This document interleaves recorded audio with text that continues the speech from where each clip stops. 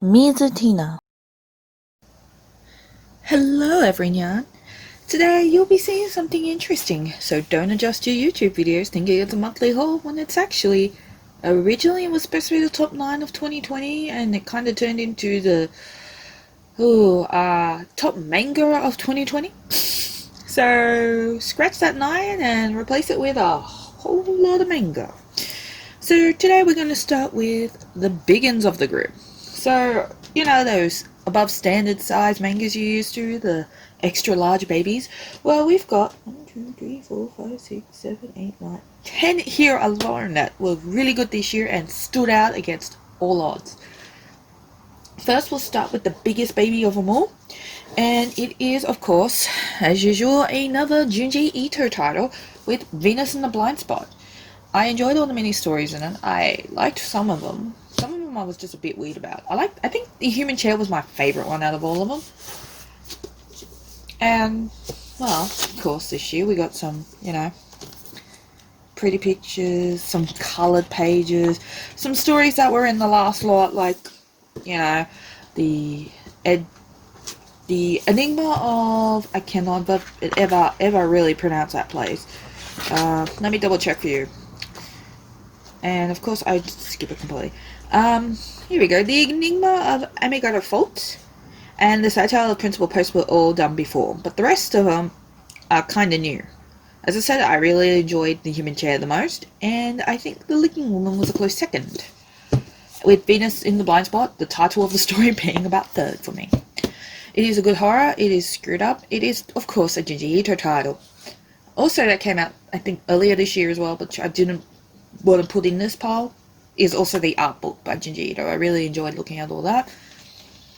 He has some really interesting art. I have to appreciate Ito because he's basically one of the few horror mangas I get to see yearly at least, or several times a year. But other companies are now starting to bring out more horror, which is making me really excited, as well as them bringing out more shoujo.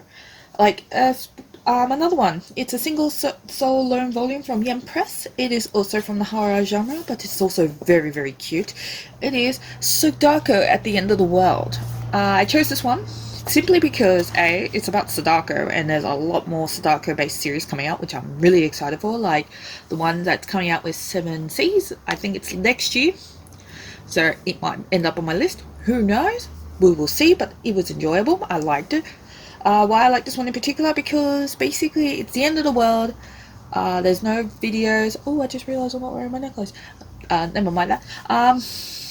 And 2 girls called out Sadako, and she's like, where's all the people? I need to curse people, That's how I live. Curse? Yeah, right. That type of thing. But Sadako goes on a journey with them, discovers many things about the world, and then realizes something very interesting at the end. But you have to read it for yourself to find out what she discovers. Literally, it may knock your socks off, because it certainly did for me, and I was like, whoa, amazing. Another series, which comes from a company I think started up at the end of last year, and most of their titles distributed this year. One of the first ones I pre-ordered from day one, which totally deserves to be on my list, even though normally I'm really picky about fan servicey stories, but whatever. This one passed because of how cute it is. It is My Dress Up Darling. It is a Square Enix title, or Square comic title, let's say. Yeah, Square Enix, I don't know. Oh, it's an E. Never mind, I'm just daft today. It is a parental advisory series because it does have some nudity in it, I think. I haven't read it for a few days, but it does have questionable content. Yeah. Anyway, the art is cute. The story is very cute. I really enjoy the characters. This series is definitely high on my list because of how it makes me feel. And it is one of the mature series I have in this pile. And the next. Another one is a Kodansha title, surprisingly. There's at least 4 Kodansha titles in this pile alone. This is what happens when you print shit. So yeah, first up we have Sweat and Soap. It is, surprisingly the titles look very misleading when you first see it. But it's actually a really sweet story about a girl who's very sensitive to the way she smells, and she's worried about other people noticing it. But the main creator of the company she works for, a company she adored, loves the way she smells and gets the biggest inspiration from her. And I find this series really inspiring because it's really cute. The couples are trying to be honest with themselves while trying to be honest with others. And they just live each day as best as they can. And I think it's such a good series. It is worth checking out. There is currently 4 volumes out. I think it's an ongoing series currently in Japan. I don't know when it will end, so I can't give endings on that. As I said, these 2 are singles. Same with that one. This one, don't know when it's going to end. Just like the next series. The next series doesn't have an end that I know of. But at first I was not going to get it because I read a series similar to it and I didn't enjoy it. But I picked this one up eventually and I really, really enjoyed it. It is Living Room Matsunaga-san. At first I was like, nah, seems dumb. You know, young high school girl moves in with like a boarding house with this older, nice adult guy. She wants to bone him, he wants to bone her type thing. But it's really cute because nobody's really pursuing it and no one's really pushing it. They're just going about their days as usual, but they're starting to feel and discover how they feel about each other, and it's really cute. This is getting really interesting. I don't know when this will end. I know this is also ongoing in Japan. But look at it. Come on. It's so pretty. I wish there were more titles like it out there. Instead of being in digital. I will always be bitter about that. The next one, I'm going to unfortunately point out that I haven't read this volume, but I've read the first 3. And I really enjoyed it to an extent. It's really good. It's worth recommending because it is a shoujo, it is a psychological, it is a thriller in a way. It's about a candy maker trying to figure out what exactly happened to her mother. And she hooks up with the guy in hopes to finding out the truth. And things just get interesting, let's just say that. We have another convention title of Something's Wrong With Us. It is very enjoyable, very dark. And it is from the creator of Arisa, which is apparently another darkish type shoujo. I'm not too sure, I don't remember. But I know it's a series that I would like to grab. I haven't read this volume in particular, so I can't go on a tangent about how amazing it is. But I can tell you the first 3 were, like, really good. You probably have to be into it to like it, but clearly I am. And I hope so many of you would consider it, as well as a series that ends, I think, volume 11 from the creator of Kimi wa Petto, or You're My Pet. It's Night of the Ice. I really like this series. I was a bit reluctant to get it at first, but then I realized it is cute. And I love cute series, and I love the romance between the 2 main protags. It is so cute. The art is just as nice, and as I said, it is from the creator of You're My Pet, and I would love that series in print too. Let's hope Kinoto eventually brings it over. It would be amazing, and I would buy it in a heartbeat, as well as many of their other titles. Now, the original one I was going to show you before all the convention ones was Eevee's title. They've done a few other series in this series line, and I'm really excited because this seems to be following the web series more. Everyone, give a big round of applause for Ruby. This is the Beacon Academy cycle? The Beacon Academy arc, apparently. And I'm really, really enjoying it. I hope they do all the way up to, like, the recent seasons. I also like the fact that they're bringing out another anthology, which will maybe centered around Juniper. I hope that's from what I read, and I'm really hoping it's true, because Juniper is my favorite team ever. I really love them, especially Ren and Nora. And I really ship those 2 so hard, as well as Pyra and Jean, and it's like, oh my god, they're so cute. And I really, really look forward to that.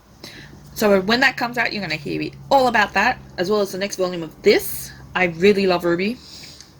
As you can see, it's still at 1. 2's coming out soonish, and I hope to get it sooner. There was actually a few titles I wanted to come in before this video, but they're not going to make it in time, so you might hear it in the monthly haul when I talk about if they get in time for that too. One of them being a Yam Press title. Let's just say that. And it's one of my favorite game series of all times.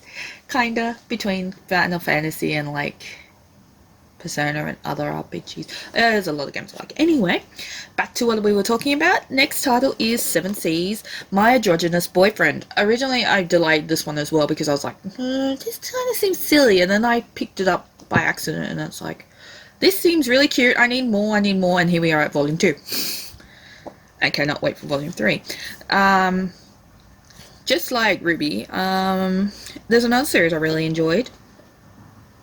Similar to Ruby in the fact that it's still at volume 1 and soon more are coming out soon, and I'm really excited, is Denpa Comics, The Girl with the Sanpaku Eyes. It is one of my first mangas where all of it is coloured. It is really cute, it is really sweet, it is really worth checking out. Out of all the Denpa titles I have, this one would be pretty high on the list of highly recommended Denpa titles.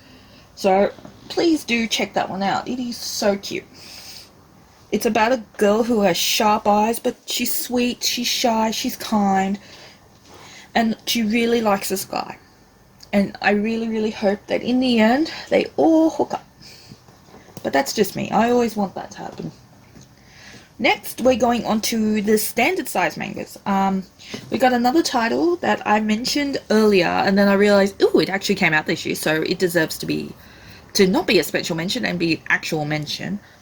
I got this volume today, so I don't know what this volume's about, but the first 5 were awesome. It is obviously one of Yam Press's currently most popular titles that are out. I don't know when this one ends either, but they also released a recent license for the after school special of it, and that is Hanako Bound, Toilet Bound Hanako-kun. I was about to call it Hanako Bound Toilet-kun. That would have been really bad. I'm sorry. He's adorable. She's adorable. This whole series is adorable. I'm up to this volume. I cannot wait to read it, but I thought I'll do the video first because I wanted to show off how cute it is. I promise you're going to see some of these titles in this month's monthly, so just warning you now. I might actually try and go by company order. So I'll be pulling the pile on my leg in weird directions. Oh, goody, now they're in order. Just needed to move one. The next one came out earlier this year. Volume 2 is coming out soon. It is a cute little, I think it's like an isekai. Yeah, it is basically an isekai shoujo, but the title of Fiancé of the Wizard. There is a light novel. I'm hoping it's either getting licensed or it's getting printed, one of the two. I don't remember. It's been a while since I checked it up. It is cute. It is sweet. It is 4 volumes long. That's why we need the light novel, because at least that's done, or nearly done.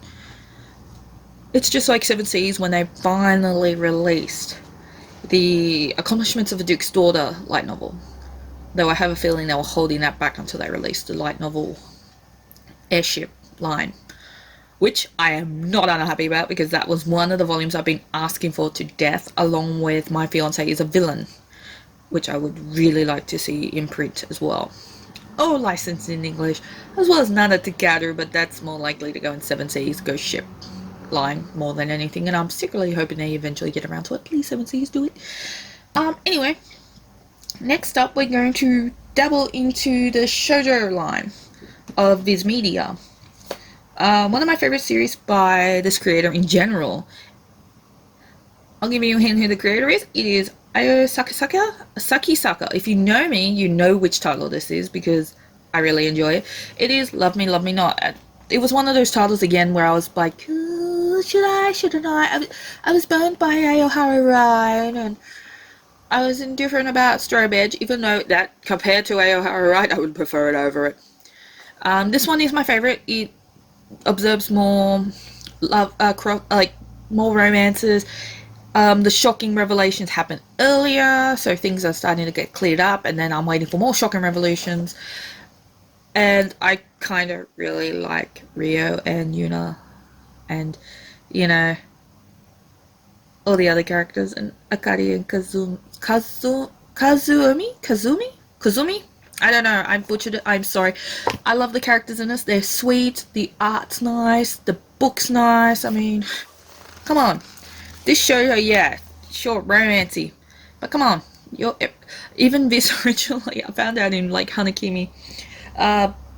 This is like, shoujo is for everyone. And I'm like, yes. Because shoujo tends to have series like Prince Freya. I am rather indifferent about this character, to be honest. I like him, but I don't. He's one of those characters where I'm just like, I want to see more of you. I want to see your future. I want to see how you do things. and that's why I collected Prince Freya. Also, I like the action in it. It's like the Dawn. It's got strong action. It's got some romance in it, but it's really heartfelt. And I really find this series is quite sincere and really, really worth having. Okay, there you go. Look at the pretty art. Oh wow, actually, it's art like that, pictures like that just gets me really, really excited to read a series, because it just drags you in. This series dragged me in. I'm waiting for volume 4. Unlike a few of these titles, I don't know, yeah, like a few of these titles, it doesn't currently have an end. This one, I think it's 12 or 13. Fiancé of the Wizard's 4. Senpaku Eyes is no idea. Moriarty of the Patriot, another Viz title, no idea. But it's very enjoyable, especially if you like Sherlock Holmes type series. This is right down the alley, because, it's based on the works of Sir Arthur Conan Doyle. The art is gorgeous. Oh my gosh. It is worth getting. It is worth checking out. It is enjoyable. I love mystery type stories like that. And I like anything from the Conan Doyle world, because I've always been kind of a big Sherlock fan, even though I don't remember things very well. And it's been years since I've read his works last, so I might actually revise that soon. Another series that I'm waiting for volume 2 on, because it just got sent today, because mail, is Fly Me to the Moon. At first I thought it was like a shoujo title, then I realized it's actually from Shonen Jump. Basically, it's about a guy seeing this girl, goes literally nearly dies for her, saying how much he would love to be with her, and then basically the next thing she knows, she's going, if you want that to happen, you have to marry me, otherwise I go back to outer space. Just like Kaguya-sama. If you know that story, this is basically it, in more of a modern day twist. I look forward to reading volume 2. It is sweet. It is lovely. Surprisingly, it's a shonen. Don't ask me why, but it is. But it's really worth checking out. Just like Spy X Family. I'm waiting for volume 3 to come in. Surprising, the mail sucks, especially in December, and especially for series that I really want to binge read to death. The art's interesting, the story's interesting, love the characters, and I really, really ship. Is it Yor or Law? Gosh, I'm terrible with names. I'm gonna go find the section which tells me the names. Yor and Lloyd. I was trying to put their names together. I really ship those two together. I do kind of hope up in the end they become a real family type thing, which they might, because, sometimes when you read a manga series, you know where it's going to end up, but you hope it doesn't end up like that sometimes, but sometimes you really deep down want it to end up like that. That's one of the series. Unlike Persona 4, which is another, Persona 5, Volume 4, which is another series where I know where it's going to end up because I played the game to death. But I still enjoy reading the manga. I find the manga is just a great way to revise a series I love without actually playing the game. Worth checking out, worth reading, especially if you love JRPG stuff, especially if you love Persona series, or especially if you just like reading the Solo manga. It's really worth checking out. And that is the last of the Viz line. Now we're on to the last standard, and then we're going on to the itty bitty tiny Japanese standard size mangas, which I call small. Thankfully in this pile we don't have any of the what the hell is this size. Except maybe Ginji Ito a bit. He's a bit big there. But then again, Ginji Ito, according to me, has its own damn size. But anyway, the next one is a Tokyo Pop title. Best way to describe it is, if you like H.P. Lovecraft, you're going to love this. It is Param Itan, Tales from Beyond. I have a thing for boys with glasses, so this worked out. I really enjoy the series. I really love seeing the H.P. Lovecraft. Surprisingly, the art is nice and crisp, but with so much detail. There's monsters, there's the supernatural, there's two students dragged into it, but there's more to them than it meets the eye. And I really love series like that. I'm so glad Tokyo Pop has the series. There is so many series that Tokyo Pop's done that I'm really enjoying this year. Some of them I have to wait for because they haven't been released. Some of them I have to wait for in general because I'm up to date on the volumes and I have to wait for them to be released. Like, No Vampire, No Happy Life type series. That only has 2 volumes. I'm waiting for volume 2. I think it's been sent. I have no idea. And we've got the one and only Jade Novel Club manga I own so far. The only reason I really love this manga series is purely because I love the novels. It is Ascendance of a Bookworm. I'll do anything to become a librarian. Somebody said I would enjoy this because I'm a huge bookworm, and they said if I was going to die behind anything, it will probably be because my mangas are crushing me to death. Which I'm thinking is an okay way to go because I love them and they probably love me that much. As you can see, it's a Japanese standard size manga. It's bloody tiny as hell. Part 2 is on, volume 2 of this is on its way, and I can't wait to read it. It's a pity it didn't come in sooner. I would have showed it off today. But the next one is one other Square Enix title. I have 3 total now because I picked up one other one, which I was waiting for ages for, and now it's in. I picked this up on my birthday, or near my birthday, because I had a code and I wanted to use it. I wanted to, yeah, you heard this story before, I probably mentioned it. And that is The Wandering Witch. I have to get my bum around to getting volume 2, but until then, I'm just enjoying volume 1. The art is gorgeous. The character has this moments where she bugs me, but I really enjoy it because she's not like every other character lately. But, oh well. This one I got yesterday. Yesterday I did. It is the other Square Enix title that I pre-ordered ages ago, got delayed, and now it's out. It is the Apothecary. I can't pronounce that word, I'm sorry. The Apothecary Diaries. The Herbalist Diaries. There we go.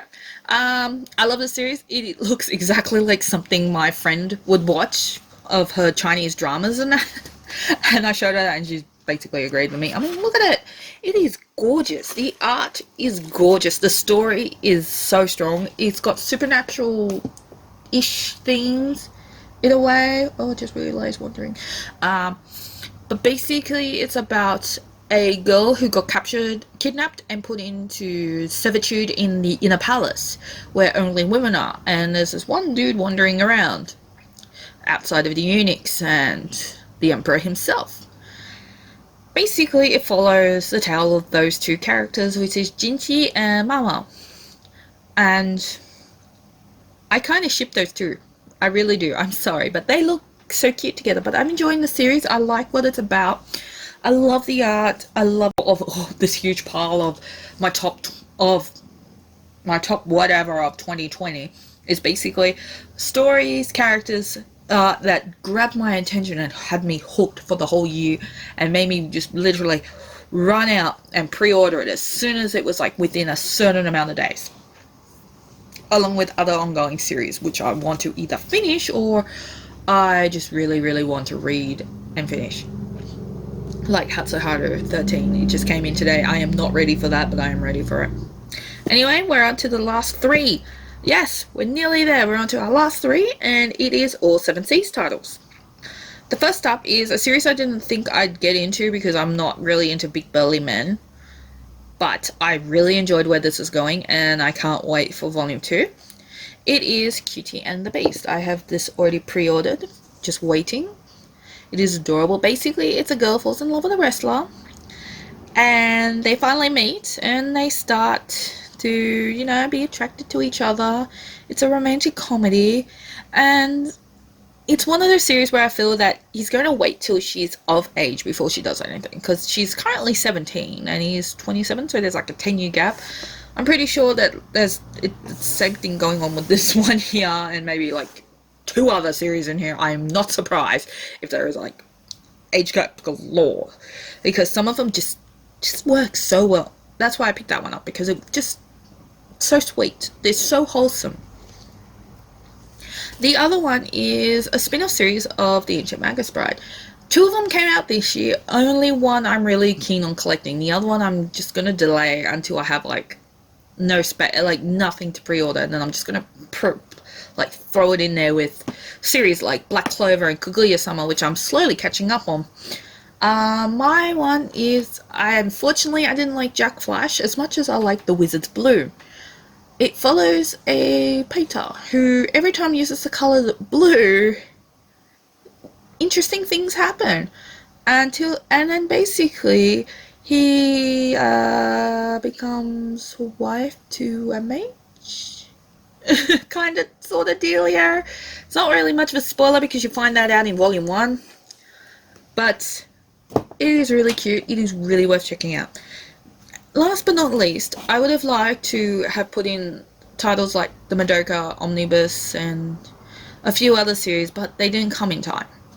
That, and because they couldn't find stock, they couldn't send it, therefore I had to order it somewhere else. So we all know what it's like to wait for books from Book Depository sometimes when you're in an international position outside of the UK. Or just in general of just waiting for books because the mail sucks, thank you Corona. And the fact that where I live you basically get mail every second day. And luckily, because some of these come in with big parcels, I was able to get some of my manga more than twice this week, which is awesome. Anyway, the last title is I Had That Same Dream Again Omnibus, which is the complete collection. It is one of those mangas that actually made me cry. See, look, the art's gorgeous, the story is deep and dark, and there's so much going on in it. It's so sweet and wholesome. Oh, if I could recommend anything, if I could over recommend something, it would be that one. While you're at it, why don't you pick up the light novel? They're both available from 7 Seas. Just like Ascendance of the Bookworm has both novel and manga. The Herbalist Diaries has the light novel but in digital, which bums me out because I would love it in print. Come on, J Novel Club, print that shit for me. Yeah, so I can have it beside my manga. I'm pretty sure other things in here have a light novel, but I can't remember for the life of me. Fiancé of the Wizard I think has a light novel, but I'm not sure if it's licensed or in print type thing. But yes, here is my top mangas of 2020. So feel free to tell me what your top 20 mangas of this year is. Is there any in my list that match up, or is there some series that I shouldn't have overlooked but I have? So feel free to tell me all about it. Yeah, I would have had Hell's Paradise in there to be honest, but it was already in the top 9, so I didn't want to replay that. And I think there were a few other titles that I didn't want to replay just because it was already mentioned and highly acclaimed in other videos. But anyway, here's the 2020 lot. I hope you enjoyed my video as much as I enjoyed making it.